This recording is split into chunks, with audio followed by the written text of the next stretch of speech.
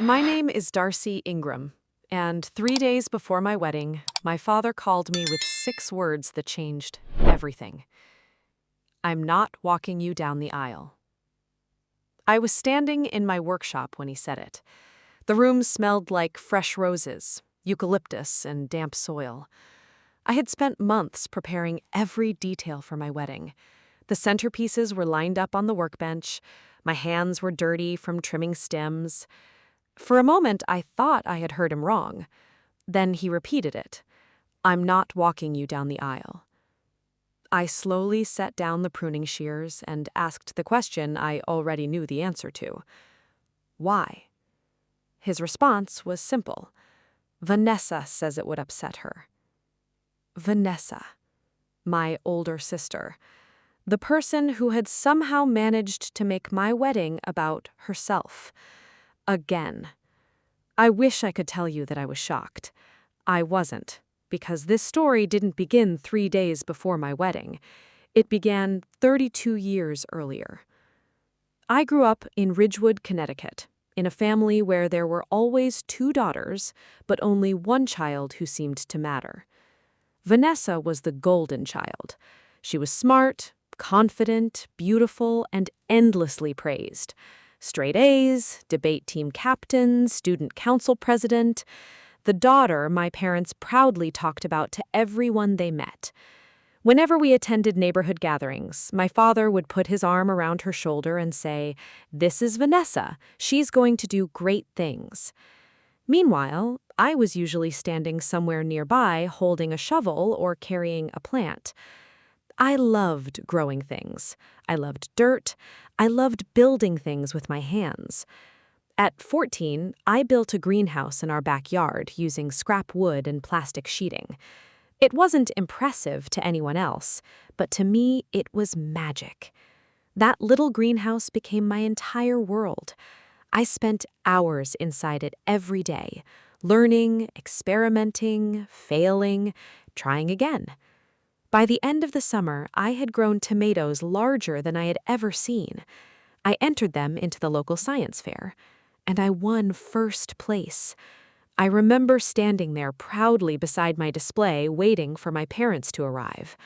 Everyone else's families were taking photos. Everyone else's parents were celebrating. I kept looking toward the door. My father finally arrived 40 minutes late. The event was already ending. The judges were putting away tables. He glanced at my ribbon and smiled politely. "Good job, kiddo." Then he checked his phone. That was it. One of the proudest moments of my life, reduced to 2 words, good job. I didn't know it then, but that moment would become the pattern of my childhood. Whenever I achieved something, it existed in the shadow of Vanessa's accomplishments. When I graduated high school with excellent grades, my family dinner somehow became a celebration of Vanessa being accepted into Columbia's MBA program. 3 speeches were given. All 3 were about her. Not one person mentioned my graduation. Not one person mentioned that I had earned admission into a horticulture program. Not one person mentioned that I was paying my own way through college. My parents paid for Vanessa's education. Every penny. I paid for mine myself. Landscaping jobs, summer work, loans, long days, long nights. While Vanessa attended networking events and business conferences, I spent weekends pulling weeds and planting gardens. And honestly, I loved it. Because every garden I built felt like proof that something beautiful could grow with enough effort, even if nobody noticed, especially if nobody noticed. After college, I started my own landscaping business. It was small at first, very small. A few clients, a used truck, a collection of secondhand tools. But slowly it grew. 1 client became 10, 10 became 50, then 100. Before long, I was designing gardens, parks, and commercial landscapes throughout the county. Meanwhile, Vanessa got married, had 2 children, and became the center of my parents' universe again. My father adored those grandchildren. He would do anything for them. Unfortunately, Vanessa knew it, and she learned exactly how to use it.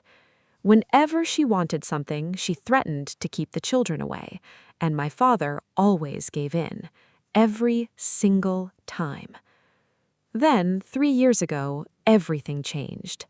I met Marcus Delaney. We met on a construction project. I was designing a rain garden, he was the structural engineer. The first thing he ever did was offer to help me carry something heavy. The first thing I noticed about him was that he treated everyone the same: clients, workers, strangers. Me. There was no performance, no ego, just kindness. Our first date involved a plant nursery and tacos from a food truck. Nothing fancy, nothing expensive, just easy conversation and genuine laughter. For the first time in my life, I felt completely accepted. A few weeks later, Marcus introduced me to his father, Frank Delaney, a retired carpenter, the kind of man whose hands told the story of his life. Strong, scarred, steady. His workshop smelled like cedar, sawdust, and coffee. Within a month, he started calling me kiddo. Within 2 months, he built me a bookshelf for my workshop. Handmade, solid oak, beautiful. Inside one panel, he carved my initials, D.I. Nobody in my own family had ever built something for me. Nobody had ever looked at my work and said they were proud. Frank did, both, without being asked, without expecting anything in return. 3 years later, Marcus proposed. He did it in a botanical garden I had designed myself. The trees were glowing with autumn colors. The air was cool. The leaves were turning red and gold. I said yes before he finished asking. For the first time, I genuinely believed my family might show up for me. Maybe this would be different. Maybe my father would finally choose me. After all, he had already agreed to walk me down the aisle. Then came the phone call, 3 days before the wedding. I'm not walking you down the aisle. The reason? Vanessa. Again. She had threatened to keep the grandchildren away from Christmas, and my father folded. Again. 10 minutes later, my mother called. Instead of apologizing, she told me I was overreacting. She told me modern brides walked alone. She told me my sister was struggling. She told me to stop making drama. What she didn't realize was that something inside me had finally changed. For years, I had kept hoping, kept waiting, kept believing. But that phone call ended all of it. Not with anger, with clarity. That evening, Marcus found me sitting on my porch staring at the garden. He sat beside me quietly, then asked one question. What do you want? Not what my parents wanted, not what Vanessa wanted, what I wanted. I looked at him and whispered the truth. I don't want to walk alone. Marcus nodded, then smiled. My dad would do it. At first, I couldn't imagine asking Frank. It felt too important, too personal. But Marcus simply said, Darcy, he's been waiting for you to ask. The next morning, I drove to Frank's workshop. He was sanding a rocking chair when I arrived. I told him everything. About the phone call, about my father, about Vanessa, about all of it. Frank listened quietly, then set down the sandpaper, looked me directly in the eye, and asked 5 words that I will never forget. When do you need me? That was it. No hesitation, no questions, no conditions. Just yes. Then he smiled and said softly, Kiddo, I've been waiting for someone to ask. For the first time all week, I cried. Not because I was hurt, because someone had chosen me. 2 days before the wedding, another surprise arrived. My grandmother's best friend showed up carrying an old envelope. Inside was a letter my grandmother had written before she passed away 11 years earlier. She had instructed her friend to give it to me on my wedding day. The letter was short, but every word mattered. You have always been the one who builds. Do not wait for people to see your worth. The people who show up are your real family. I read it 3 times, then folded it carefully and placed it inside my wedding clutch. The rehearsal dinner arrived. My parents didn't attend, neither did Vanessa, but Frank did, and during his toast he said something that brought the room to tears. I never had a daughter. He paused, then smiled. I guess God just made me wait a little longer. The room went silent. Then everyone started crying, including me, especially me, because for years I had chased approval from people unwilling to give it, and here was a man giving it freely. The wedding day arrived. I woke before sunrise, sat on my porch and watched the morning light move across the garden. For the first time in years, I felt peaceful, not because everything was perfect, but because I finally understood something. Love should never have to be earned. At the venue, I got dressed, read my grandmother's letter one more time, then waited. When Frank arrived wearing his charcoal suit, his eyes filled with tears. He handed me a handmade boutonniere crafted from oak leaves. Then he looked at me. You don't look beautiful. I laughed. What? He smiled. You look strong. Nobody had ever given me a better compliment. Then the music started, the guests stood, the barn doors opened, and Frank offered me his arm. As we stepped forward, 200 people turned to look. The sunlight poured through the doorway, and suddenly everything became quiet. I wasn't thinking about my parents. I wasn't thinking about Vanessa. I wasn't thinking about the years of disappointment. I was thinking about the man standing beside me, the man who showed up, the man who chose me. Halfway down the aisle, people began crying, because they understood. They weren't watching a bride walk towards her future. They were watching someone finally receive the love she deserved. At the altar, the officiant asked the traditional question, "Who gives this woman in marriage?" Frank cleared his throat, then answered, "Her family does."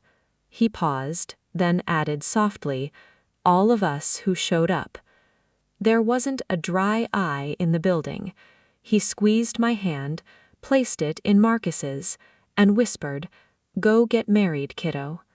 A few minutes later, I married the love of my life. The reception was beautiful, the food was great, the music was perfect, but the moment I remember most happened during Frank's toast. He told everyone about a dying fern he once owned, how I had repotted it and saved it. Then he smiled and said, "Any woman who saves a dying plant is the kind of woman who saves people too."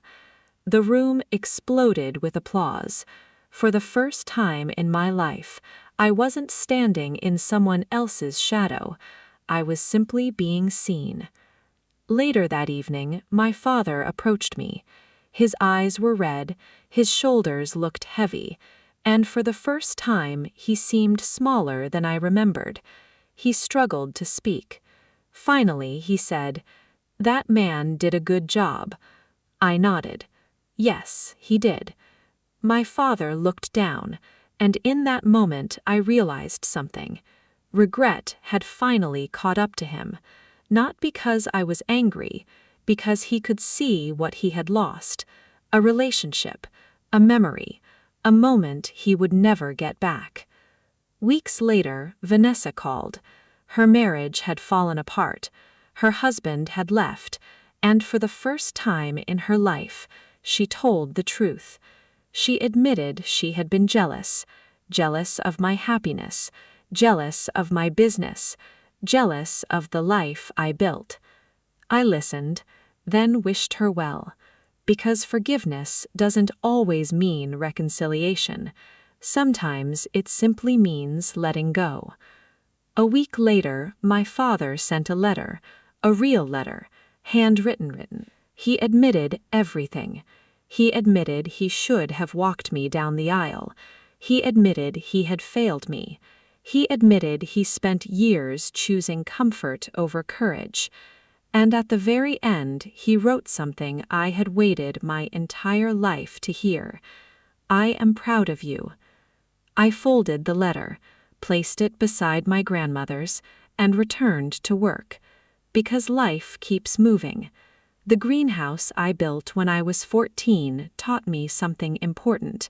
Things grow where they are nurtured, not where they are ignored. Today, I understand that family isn't defined by blood. Family is defined by presence. Family is the person who drives 40 minutes just to help. Family is the person who builds you a bookshelf and carves your initials inside. Family is the person who says yes before you finish asking. My father gave me life, but Frank Delaney showed me what showing up looks like. And in the end, that became the most important lesson of all. Because the people who show up are your real family. If this reminded you that family is a choice, not an obligation, share it with someone who needs to hear it. Thank you for being here. See you in the next one.